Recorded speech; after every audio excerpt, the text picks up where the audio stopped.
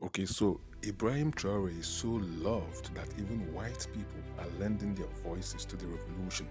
Now, listen to this short compilation of white people telling you who Ibrahim Traore is and what's going on in Burkina Faso. This is Ibrahim Traore. If you don't know who he is, you should.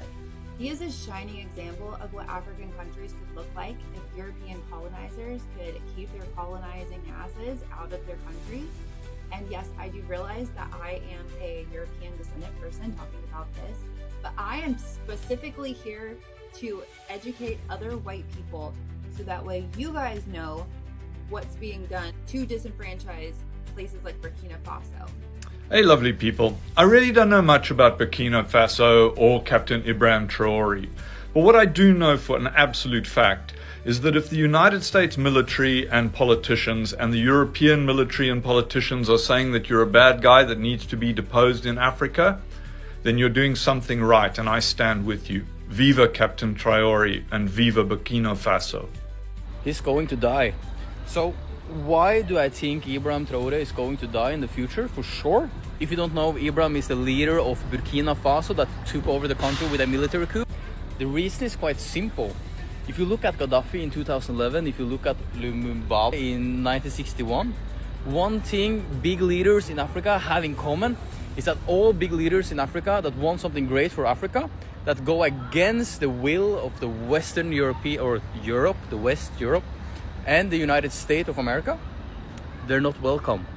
Burkina Faso's revolutionary government in Africa has officially said no more to the foreign imperialists who are stealing our gold. Captain Ibrahim Traore, the youngest leader in Africa, has officially withdrawn the mining permits for all foreign companies that were stealing the gold of Burkina Faso. And he put out a statement. He said, "We know how to mine our gold in Burkina Faso, and I don't understand why we are going to let multinationals come in and mine it." Maybe that's why they've tried to unalive him 16 times. In addition to this great news, Captain Ibrahim Traore placed those mines, two of them, under full state control, which means that the people of Burkina Faso will be benefiting from all the revenue generated by those gold mines, not some wealthy investors living in France or the United States. This is the path to true liberation for Africa, and this is definitely what the imperialists in the West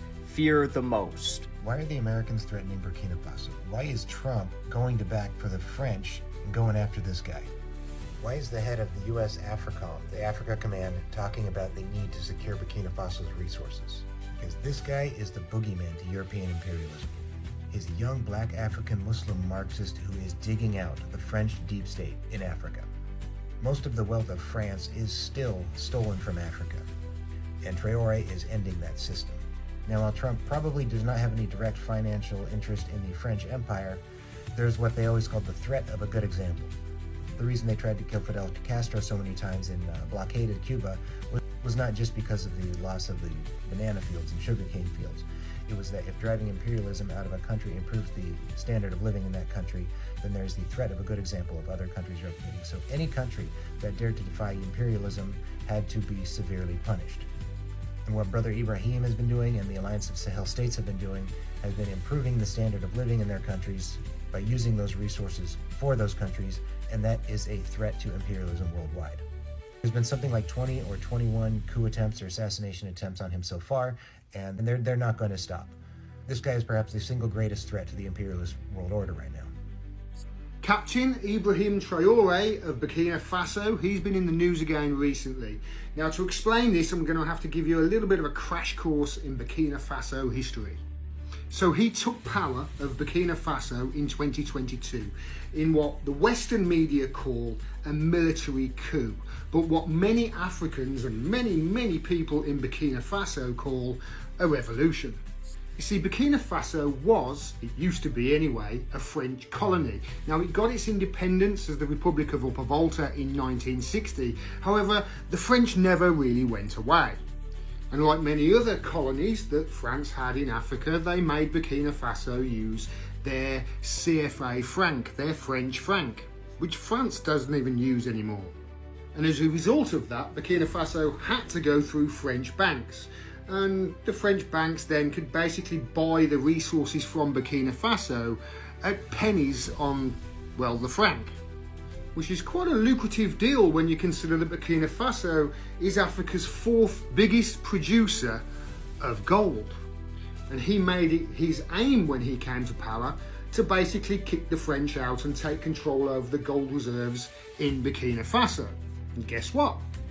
It's exactly what he did.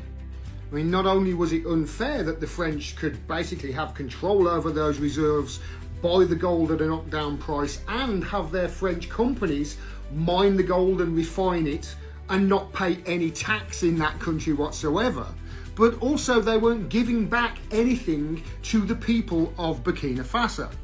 He didn't just take control of the mining though, oh no, he took control of the refining of it as well, built the factories, and this is him just a few months ago getting delivery of their first gold bars. But that's not all he's done in the last 3 years. He has completely and utterly revolutionised the farming industry and the agricultural industry in Burkina Faso. I've heard stories of them even giving students, agricultural students, all the land and the equipment and the seeds they need to start growing food for their own population. He's not just wiped out the entirety of Burkina Faso's foreign debt in just 3 years, he's also made all education 100% free in the country. He also cut the pay of ministers by 30%. There was a lot of corruption in Burkina Faso, but he's also increased the salaries of workers by 50% in that time. He's basically done more in 3 years than every one of the politicians in the UK have done in my entire lifetime, which is probably why democracy is coming for him by the look of it. They say he's a dictator. No problem with Saudi Arabia or any of the other dictatorships around the world, but no, he's a dictator, the guy who's bringing food and farming and agriculture and wealth to his country. And of course, where there's resources in the world, there's the good old United States of America. According to many reports that I've heard, there have been over a dozen assassination attempts or failed assassination attempts on this guy's life. And it's no wonder, I know a lot of you will be commenting below, I'm getting Colonel Gaddafi vibes here. So you would think that this guy would be scared, right, of, you know, the Western powers doing what the Western powers do. But he has something to say to them. Take a listen. They will tell us, you know, Thomas Sankara tried to do it like this, but where is he? He is dead. The Haitian president, he tried to do it like this. Where is he? He is dead. Gaddafi tried like this. Where is he? He is dead. These are the veiled statements made to us to instill fear. If we remain in this posture of fear, we will be cowards, and history will judge us. Our children will ask questions. Our grandchildren will ask questions. We are writing history. There is no room for cowardice. Amazing guy, right? Consider this. He's just 36 years old. Best of luck to you, mate. Best of luck. Ibrahim Traore is a name which you are going to hear a lot more about in Africa. This army captain took control of Burkina Faso in September of 2022 through a coup d'etat, and everything that's happened after that has been beneficial to Burkina Faso. So let's go through the list quickly. Firstly, he stopped the export of unrefined gold. He built his own gold refinery, and they are refining 150 tons of gold per year, which has increased their GDP with over $2 billion. He has given farmers in the country, I think 700 or 900 tractors, and therefore tomato production, rice production, and so forth, millet as well, has increased. He always wears military uniform, even with the gloves, and he's got a sidearm, and I can tell you, I'm sure he knows how to use that. So it's not just for show, it's to protect himself, and for good reason. Since he's come to power, at least 16 to 20 assassination attempts have been attempted against him. None of them successful, thankfully. he has also started to better the infrastructure of the country, resurfacing roads, creating a brand new airport. The list just goes on and on and on. Ibrahim Traore is a symbol of light, and the naysayers, which would probably be people with Western orientations, will tell you that has gotten through a coup and it is an authoritarian government. If you are a fan or not a fan, you should always be a fan of a good person, and that is the reason why I just spoke about Ibrahim Traore.